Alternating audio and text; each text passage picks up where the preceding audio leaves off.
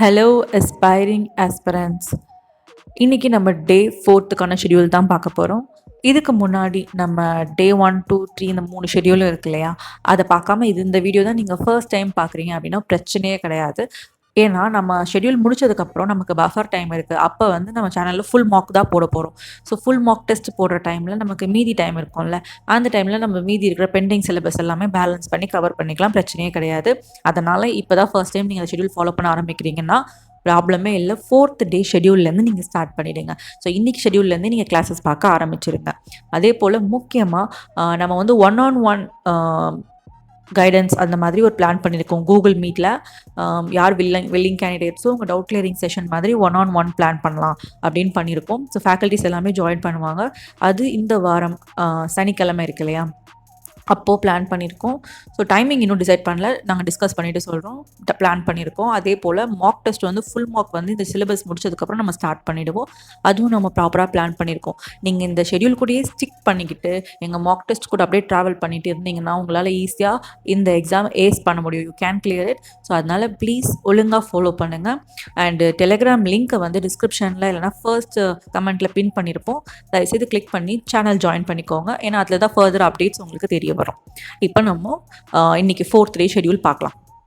Okay, first நம்ம வந்து இந்த ஃபர்ஸ்ட் 3 டேஸ்க்கு என்ன டாபிக்ஸ்லாம் நம்ம கவர் பண்ணோம் அப்படின்றத ஒரு கிளான்ஸ் பார்த்துடலாம். நம்ம என்னெல்லாம் முடிச்சிருக்கோம்னா number system, HCF and LCM, simplification, இதை வந்து ஆப்டிடியூடில் கம்ப்ளீட் பண்ணியாச்சு. அண்ட் ரீசனிங்னு எடுத்துக்கிட்டிங்கன்னா அனாலஜியில் இருந்து உங்களுக்கு ஆல்ஃபபெட் சீரீஸ் வரைக்கும் நம்ம கம்ப்ளீட் பண்ணியிருக்கோம். அண்ட் இங்கிலீஷில் எடுத்துக்கிட்டோம்னா noun, pronoun, verb, adjective, adverb, tenses, அதில் simple tense, present, past tense, future tense, இது எல்லாமே போட்டிருக்கோம். சிலபஸில் எல்லாமே கம்ப்ளீட்டட். அண்ட் ஜென்ரல் அவேர்னஸில் நம்ம ஹிஸ்ட்ரி ஓரளவு கவர் பண்ணிட்டோம். ஸோ ஹிஸ்ட்ரியில் பெண்டிங் டாபிக் வந்து ஆஃப்டர் காந்தியன் எராக்கு அப்புறம், காந்தி வந்ததுக்கப்புறம் என்ன நடந்தது, அந்த எங்கேருந்து ஸ்டார்ட் பண்ணுவோம் காந்தி எராவில், நம்ம வந்ததுக்கப்புறம் அவர் சத்தியாகிரகாவில் இருந்து அந்த சம்பாரன் சத்தியாகிரகா அதுலேருந்து அப்படியே ஸ்டார்ட் பண்ணுவோம். லைனாக அப்படியே ஸ்டார்ட் பண்ணிவிட்டு அவருடைய ஆஃப்டர் இண்டிபெண்டன்ஸ் அண்ட் அதுக்கப்புறம் இருக்கிற வரைக்கும் உங்களுக்கு காந்தி எரா போகும். ஸோ அதெல்லாம் வந்து ஒரு பெண்டிங் டாபிக். அது நமக்கு பஃபர் டைம் கிடைக்கும்போது நீங்கள் கவர் பண்ணிப்பீங்க. அதை தாண்டி மற்ற எல்லாமே கம்ப்ளீட்டட். ஈவன் நம்ம ஒரு ஹிஸ்ட்ரி ஃபுல் மார்க் கூட நம்ம கொடுக்கலாம். மார்க் டெஸ்ட் கூட நம்ம ஸ்டார்ட் பண்ணோன்னா பண்ணிடலாம். அந்தளவுக்கு நம்ம ஹிஸ்ட்ரி கம்ப்ளீட் பண்ணியாச்சு. ஓகே, ஸோ இன்றைக்கி டே 4 அதுக்கான டாபிக்ஸில் ஆப்டிடியூடில் என்ன பார்த்தீங்க அப்படின்னா, இன்றைக்கி நம்ம பர்சன்டேஜ் டாபிக் ரொம்ப ஈஸி அண்ட் ரொம்ப பேசிக்ஸ். ஓகேங்களா? ஸோ பர்சன்டேஜ் டாபிக்ஸில் வந்து உங்களுக்கு foundation, basic, fraction to percentage, decimal and decimal to percentage, conversion, இந்த கன்வர்ஷன் கான்செப்ட்ஸ்லாம் வந்து பேசிக்ஸ், அதெல்லாம் ஒரு கிளான்ஸ் பார்த்துக்கோங்க. ஓகே, இதுக்கப்புறம் சம்ஸ் அப்படின்னு பார்த்தீங்க அப்படின்னா உங்களுக்கு அதில் வந்து profit and loss based percentage problem வரும். பாப்புலேஷன் க்ரோத் இருக்குல்ல, அது பேஸ் பண்ணி சம் வரும். க்ரோத் இன்க்ரீஸ் அண்ட் டிக்ரீஸ் அந்த மாதிரி வரும். அண்ட் இன்னொன்று வந்து exam score percentage, mark, income based, இது எல்லாமே வந்து உங்களுக்கு மோஸ்ட்லி கேட்க ரிப்பீட்டட் டாபிக்ஸ். ஸோ இதுலேருந்து கொஷின்ஸ் வரும். ஸோ அந்த டாபிக்ஸ் எல்லாமே கவர் பண்ணிக்கோங்க. ஓகேங்களா? ஏன்னா ஒரு டாபிக் பர்சன்டேஜ்னு எடுத்துக்கிட்டிங்கன்னா அந்த ஒரு டாப்பிக்கு ஒரு 5லேருந்து 6 டைப்ஸ் தான் இருக்கும், பேட்டர்ன் தான் இருக்கும். நமக்கு ரொம்ப லிமிட்டட் டைம்ஸ் இருக்கிறனால நம்ம இப்போ ஷெடியூலை முடிச்சுட்டு நமக்கு ரொம்ப ஃபாஸ்ட்டாக போகிற மாதிரி இருக்கும். ஸோ அதனால் நீங்கள் கொஞ்சம் இதை ட்ராக் பண்ணி நீங்கள் கம்ப்ளீட் பண்ணிக்கோங்க. அண்ட் இதுக்கு வந்து சொன்னேன் இல்லையா, 6லேருந்து 7 டைப்ஸ் இருக்கும். அந்த டைப்ஸ் தான் மேட்டர்ஸ். அந்த பேட்டர்னை மட்டும் நீங்கள் அப்சர்வ் பண்ணிக்கிட்டிங்கன்னா பேட்டர்னுக்கு ஒரு 3 சம்ம ப்ராக்டிஸ் பண்ணி ஒரு நோட்டில் போட்டு வச்சுக்கோங்க. ஒவ்வொரு வாட்டி சொல்கிறது இதுதான், ஒரு நோட்டில் அந்த பேட்டர்னுக்கான ஒரு 3 சம் இப்படின்னு நீங்கள் எழுதி வச்சுக்கோங்க. ஈவன் நம்ம மேக்ஸிமம் மனப்பாடம் தான் பண்ணுறோம். அந்த மனப்பாடன்றது அப்படியே பிளைண்ட் கிடையாது. நம்ம பிளைண்ட்லி மனப்பாடம் இல்லை. அந்த 6 டைப் இருக்குது பர்சன்டேஜில் அப்படின்னா அந்த 6 டைப்பும் அந்த 6 டைப்புக்கான ஒரு 3 சம் போட்டு வச்சுருவோம். நம்ம இதை திருப்பி ரிப்பீட்டடாக பார்க்கும்போது அந்த பேட்டர்ன் வந்து நமக்கு மனசில் இறங்கிடும். ஸோ அதனால் அந்த கொஸ்டின் வந்து உங்களுக்கு இதே பேட்டர்ன் தான் கேட்பாங்க, நம்பர்ஸ் மட்டும் தான் மாறி இருக்கும். அதனால் ஈஸியாக உங்களால் அதை அட்டம் பண்ண முடியும். அதுக்கு தான் இதை நாங்கள் சொல்கிறது. ஸோ இதை ரெகுலராக ஃபாலோ பண்ணுங்கள். நோட் எடுத்துக்கோங்க. அதில் வந்து நீங்கள் ஒரு 3 கொஸ்டின்ஸ்க்கு ஆன்சர்ஸ் எழுதி திருப்பி ரிப்பீட்டடாக அதை பார்க்க ப்ராக்டிஸ் பண்ணிக்கோங்க. இன்னொரு விஷயம், இப்போ இன்றைக்கி தான் நீங்கள் ஸ்டார்ட் பண்ணுறீங்கன்னு வச்சுக்கோங்க. 4th டே கிளாஸஸ். இப்போ 4th டே, 5th டே, 6th டே இந்த வாரம் ஃபுல்லாக எடுக்கணும்னா நமக்கு சண்டே ஒரு டைமிங் இருக்கும். ஓரளவுக்கு நீங்கள் ஸ்ட்ரிக்டாக அதை ஃபாலோ பண்ணி முடிச்சுட்டு சண்டே பஃபர் டைம் இருக்குல்ல, அப்போ என்ன பண்ணணும், நீங்கள் மண்டேலேருந்து என்ன படிச்சிங்களோ ஒரு ரிவைஸ் பண்ணுற மாதிரி பார்த்துக்கோங்க. ஓகேங்களா? இதை மறந்துடாதீங்க. ரிவிஷன் முக்கியம். நம்ம படிச்சிட்டோம் முடிச்சிட்டோம் அப்படின்ட்டு இருந்தீங்கன்னா ஒரு வாரம் 2 வாரம் கழிச்சு எடுத்து பார்க்கும்போது இதை நம்ம படித்தோமா அப்படின்ற மாதிரி தாட் இருக்கும். ஸோ தயவுசெய்து please don't waste time. And கண்டிப்பாக நீங்கள் ப்ராக்டிஸ் பண்ணுங்கள். ப்ராக்டிஸ். அடுத்து உங்களுக்கு வந்து இன்டெலிஜென்ஸ் அண்ட் ரீசனிங் அப்படின்னு பார்த்தீங்கன்னா, கோடிங் அண்ட் டீகோடிங் சரிங்களா? ஸோ கோடிங் அண்டு டீகோடிங் வந்து ஆக்சுவலி நீங்கள் எனக்கு தெரிஞ்சு நீங்கள் பார்த்துருப்பீங்க சம்ஸ் எப்படி இருக்கும் அப்படின்னா வெயிட் ஓகே.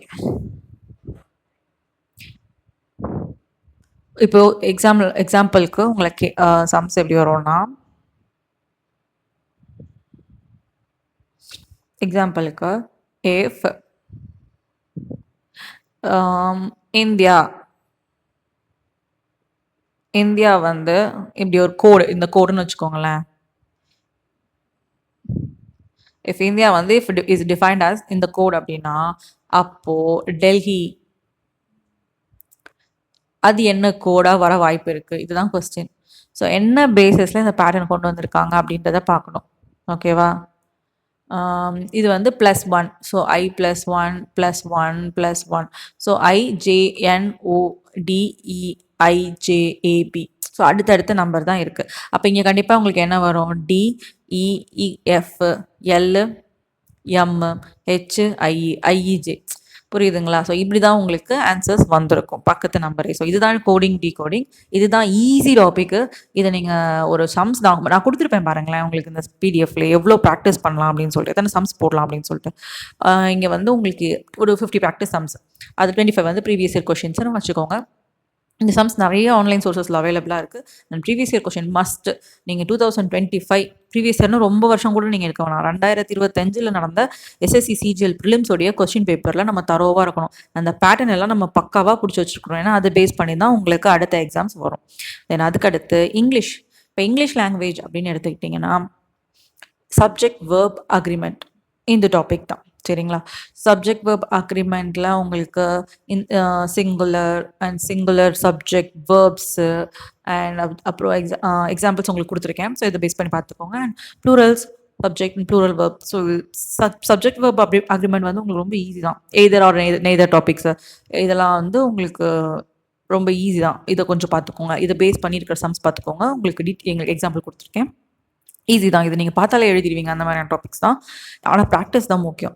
உங்களுக்கு இந்த கொஷின்ஸ் இந்த டைப் இருக்குல்ல, இந்த டாபிக்ஸை வந்து முடிச்சுட்டு அந்த டாபிக்கு சம்மந்தப்பட்ட சப்ஜெக்ட் வேர்ப் அக்ரிமெண்ட் சம்மந்தப்பட்ட ஒரு சப்ஜெக்ட் வேர்ப் அக்ரிமெண்ட் பேஸ் பண்ண ஒரு 60 கொஷின் அதுதான் இங்கே கொடுத்துருக்கு. அது பேஸ் பண்ண ஒரு 60 question, previous year question base பண்ணது ஒரு 60. ஏன்னா சப்ஜெக்ட் வேர்ப் அக்ரிமெண்ட்டில் இருக்கிற டாப்பிக்கை பேஸ் பண்ணி உங்களுக்கு எரர் ஸ்பாட்டிங்கில் கேட்பாங்க, சென்டென்ஸ் இம்ப்ளிமெண்ட்டில், ஃபில் இன் த பிளாங்க்ஸில் இப்படி தான் கேட்பாங்க. நமக்கு ஸ்கூலில் கேட்குற மாதிரி அப்படியே வந்து உங்களுக்கு சப்ஜெக்ட் வேர்ப் அக்ரிமெண்ட்டோ இல்லை எந்த கான்செப்ட்னாலும் இப்போ வேர்போ இல்லை உங்களுக்கு டென்சஸோ அப்படியே வராது. உங்களுக்கு அதை வந்து அப்படியே உங்களுக்கு வந்து ஃபில் இந்த பிளாங்க்ஸில் எரர் ஸ்பாட்டிங் இந்த மாதிரியான கான்செப்டோட மிக்ஸ் பேஸ்ட் பண்ணி தான் உங்களுக்கு கொஸ்டின்ஸ் வரும். அதனால தான் உங்களுக்கு பிரித்து போட்டு பார்க்க சொல்கிறோம். 60 question from grammar and 20 question from previous year SSC questions. சரிங்களா? தென் இப்போ வாங்க இப்போ வந்து நம்ம ஹிஸ்ட்ரி முடிச்சாச்சு. தென் பாலிட்டிக்குள்ளே வரும். இப்போ ஏன் ஹிஸ்ட்ரி ஃபஸ்ட்டு கம்பல்சரி நம்ம முடிக்கணும் அப்படின்னா, அந்த காந்தியன் யாராவது சொன்னேன்னா ஆஃப்டர் காந்தியன் டைமு அதுக்கப்புறம் அந்த இந்த ஆக்ட் வரும் இல்லையா, ரெகுலேட்டிங் ஆக்ட், பிட்ஸ் ஆக்ட், இதுலேருந்து தான் உங்களுக்கு பாலிட்டியே ஸ்டார்ட் ஆகும். ஸோ அந்த பேசிக் வந்து உங்களுக்கு அந்த Gandhian era after advent of British and அப்புறம் காந்தி வந்துட்டு அதுக்கப்புறம் நிறைய சேஞ்சஸ் வந்துட்டு அப்புறம் அந்த மூமெண்ட் எல்லாமே உங்களுக்கு வந்து பாலிட்டியும் ஹிஸ்ட்ரியும் உங்களுக்கு மிக்ஸ் மேட்ச் ஆகும். அதனால் நீங்கள் வந்து ஒரே டைம் கவர் பண்ணணும். ஃபஸ்ட்டு ஹிஸ்ட்ரி முடிச்சுட்டு இதை கவர் பண்ணும்பொழுது உங்களுக்கு பாலிட்டி புரிய வரும். ஏன் அதை கொண்டு வந்தாங்க, எதனால் பண்ணாங்க அப்படின்றது புரிய வரும். இதெல்லாம் முக்கியமான ஆக்ட்ஸு. இதெல்லாம் பார்த்து வச்சுக்கோங்க. இதை ஏன்னு பார்த்து வச்சுக்கோங்க. எக்ஸாம்பிள் ஒன்று சொல்கிறேன் பாருங்கள். இப்போ இந்த சார்ட்டர் ஆக்ட் 1813 இருக்கு இல்லையா, இந்த டைமில் பிரிட்டிஷ் என்ன பண்ணுவாங்க, ஃபாரின் ட்ரேட் எல்லாத்தையும் நிறுத்திடுவாங்க. ஓகேவா? எல்லாத்துக்கூடயும் எக்ஸ்போர்ட் பண்ணுறதை நிறுத்திட்டு வெறும் சைனா கூட மட்டும் ட்ரேட் பண்ணிகிட்டு இருப்பாங்க. இது ஒரு முக்கியமான பாயிண்ட் அதில். ஓகே, பிகாஸ் மற்ற ஃபாரின் இன்ஃப்ளூயன்சஸ் இருக்கக்கூடாதுன்னு சொல்லிட்டு. அதே போல் ரெகுலேட்டிங் ஆக்டில் இருக்கிற மிஸ்டேக்ஸ் எல்லாத்தையுமே ரெக்டிஃபை பண்ணுவாங்க பிட்ஸ் ஆக்டில். பிகாஸ் இந்த டைமில் நிறைய கரப்ஷன்ஸ் இருக்கும் கவர்மெண்ட்டில். ஸோ அதனால் என்னென்ன சேஞ்சஸ்லாம் கொண்டு வரணும், இன்னும் கொஞ்சம் ஸ்ட்ரிக்ட் பண்ணிவிட்டு பாடியை வந்து கொஞ்சம் ஸ்ட்ரென்தன் பண்ணுவாங்க அந்த அட்மினிஸ்ட்ரேட்டிவ் பாடியை.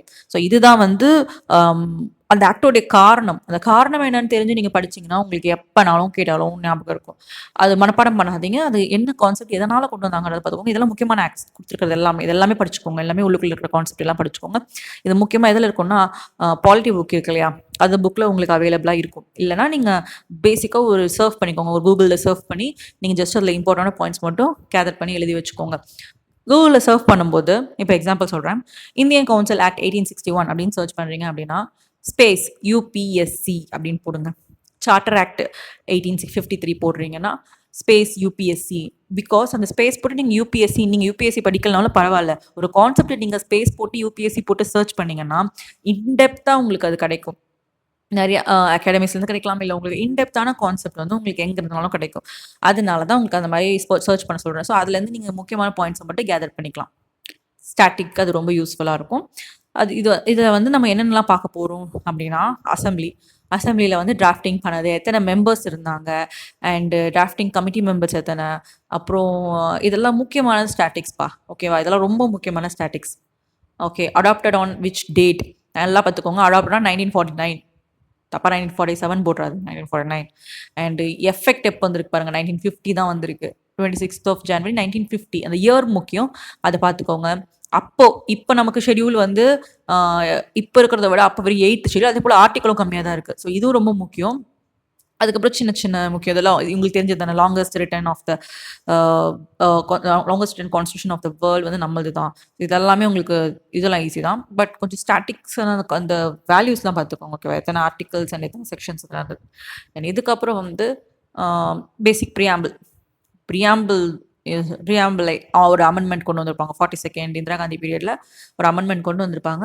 ஸோ அது ரொம்ப முக்கியம். அதில் என்ன ஆட் பண்ணாங்க, ஓகேவா? சோஷியலிஸ்ட் அண்ட் செக்யூலர்ன்ற வேர்டு ஆட் பண்ணாங்க. ஸோ அதெல்லாமே பார்த்துக்கோங்க. இன்டிகிரிட்டி அதெல்லாம் அப்போ தான் ஆட் பண்ணாங்க. ஸோ அப்படின்னா என்ன அப்படிலாம் பார்த்துக்கோங்க. இதை நீங்கள் வந்தீங்க அப்படின்னா ஓகே,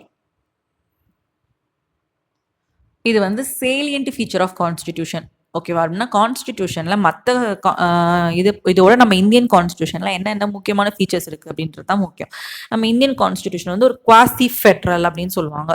ஃபெட்ரல் அப்படின்னாலே சென்ட்ரல் கவர்மெண்ட்டும் இருக்கும், ஸ்டேட் கவர்மெண்ட்டும் இருக்கும். குவாசி ஃபெட்ரல் அப்படின்னா நமக்கு வந்து பவர் எல்லாமே சென்ட்ரல் கவர்மெண்ட் கையில் தான் இருக்கும்.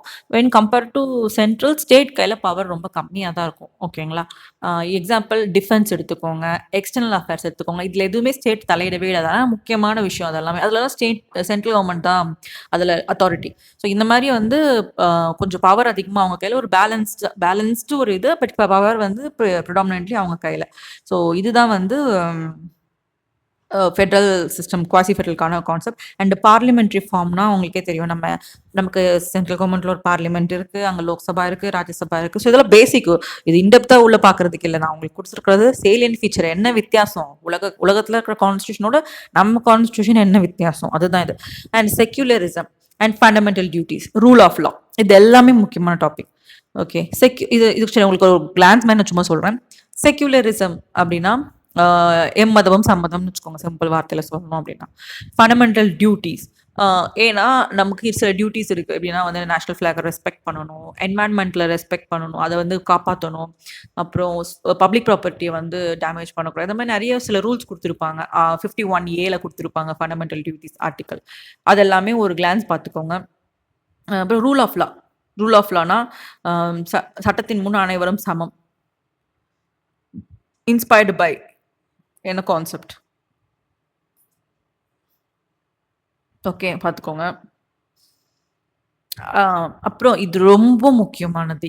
ஏன்னா யூனியன் டெரிட்டரிஸ் வந்து நமக்கு ஒவ்வொரு டைம்லையும் ஒவ்வொரு டெரிட்டரி ஸ்டேட் ஃபார்ம் பண்ணியிருப்பாங்க. அண்ட் சில டைமில் யூனியன் டெரிட்டரி எப்போ ஃபார்ம் பண்ணியிருப்பாங்க. இன்னொன்று வந்து இப்போ ரீசெண்டாக ஜம்மு காஷ்மீர் இஷ்யூக்கு அப்புறம் லடாக்கையும் காஷ்மீரையும் வந்து ஒரு யூனியன் டெரிட்டரியும் அனௌன்ஸ் பண்ணாங்க. ஸோ இதை பேஸ் பண்ணி கொஞ்சம் பார்த்துக்கோங்க. இது என்ன ஸ்டேட்ஸ்னால் என்ன, யூனியன் டெரிட்டரினா என்ன, பவர் யார் கையில் இருக்குது. இப்போ எக்ஸாம்பிள் வந்து யூனியன் டெரிட்டரியோடைய ஃபுல் அத்தாரிட்டி பிரசிடென்ட் தான். என்ன ஒரு ரூல் என்னதான் கவர்னர் அங்கே லெஃப்டினன்ட் கவர்னர் இருந்தாலும் உங்களுக்கு ஃபுல் அத்தாரிட்டி அவங்க தான். ஸோ இந்த மாதிரியான சில விஷயங்கள் முக்கியமானதை பார்த்துக்கோங்க. ஸ்டேட்மெண்ட் டைப் கொஷின்ஸ் கேட்க வாய்ப்பு இருக்குது. ஓகே, அவ்வளோதான். இதில் முக்கியமானது ப்ராக்டிஸ் கொஷின் தான். ஏன்னா இது பாலிட்டி. இப்போ பாலிட்டின்னு வந்துச்சுன்னா இந்தியன் பாலிட்டி அப்ஜெக்டிவ்னு ஒரு புக் இருக்குது. இல்லைனா உங்களுக்கு ஆன்லைன்லேயே சோர்சஸ் இருக்கான்னு பாருங்கள். இல்லை சில ஆப்ஸ் ஏதாவது நீங்கள் யூஸ் பண்ணுறீங்க அப்படின்னா அந்த ஆப்பில் வந்து நீங்கள் இந்தியன் பாலிட்டின்னு போட்டு அந்த டாப்பிக்கை போடுங்க. இந்தியன் பாலிட்டி ப்ரியாம்பிள் அப்படின்னு டைப் பண்ணுங்கள். அப்போ ப்ரியாம்பிளில் என்னென்ன பாசிபிள் கொஷின்ஸ்லாம் வருதோ அதெல்லாம் உங்களுக்கு டிஸ்பிளே ஆகும். அதை முடிங்க. ஃபஸ்ட்டு படிச்சுட்டு அப்புறம் எழுதுங்க. தென் அதுக்கப்புறம் வந்து சேலியன் ஃபீச்சர்ஸ்ன்னு போட்டு அதில், ஏன்னா நம்ம நினைப்போம் இப்படி நம்ம படிச்சுட்டோன்ட்டு, ஆனால் நமக்கு எதிர்பார்க்காம ஒரு சில கொஷின்ஸ்லாம் கேட்பாங்க. இது கேட்டு இது வாய்ப்பே அந்த கொஷின்ஸ் பார்க்கும்போது உங்களுக்கு தெரியும். ஓ! இப்படிலாம் கொஸ்டின்ஸ் கேட்பாங்களா? அப்படின்ட்டு எக்ஸாமினர் மைண்ட் செட் யோசிச்சு நீங்க படிக்கணும். ஓகேங்களா? அதுக்கு தான் சொல்றது. அவ்வளோதான். Final revision. நம்ம நல்லா ரிஃப்ரெஷ் ஆயிட்டு படிச்சு முடிச்சுட்டு ஃபுல்லா ரிஃப்ரெஷ் ஆயிட்டு, ஃபைனலா ஒரு ரிவிஷன் ஒண்ணு குடுத்துட்டு, அப்புறம் நம்ம என்ன பண்ண போறோம், ஃபுல் மாக் டெஸ்ட் ஒண்ணு எழுத போறோம். அதுல அப்புறம் நான் அடிக்கடி சொல்றது என்னன்னா, மாக் டெஸ்ட் எழுதுறது முக்கியம் இல்ல. அந்த டெஸ்ட்ட எழுதிட்டு நம்ம அனலைஸ் பண்றது ரொம்ப முக்கியம். உங்களால எவ்வளோ முடியுதோ அவ்வளோ அனலைஸ் பண்ணுங்க. அ எ அந்த மொத்த கொஸ்டின்ஸையும் அனலைஸ் பண்ணி முடிச்சுட்டு, தென் ஃபைனலா நல்லா ரெஸ்ட் எடுங்க. ஓகே. நெக்ஸ்ட் டே ஷெட்யூலுக்கு ப்ரிப்பேர்டா இருங்க. All the best. நல்லா படிங்க. Thank you.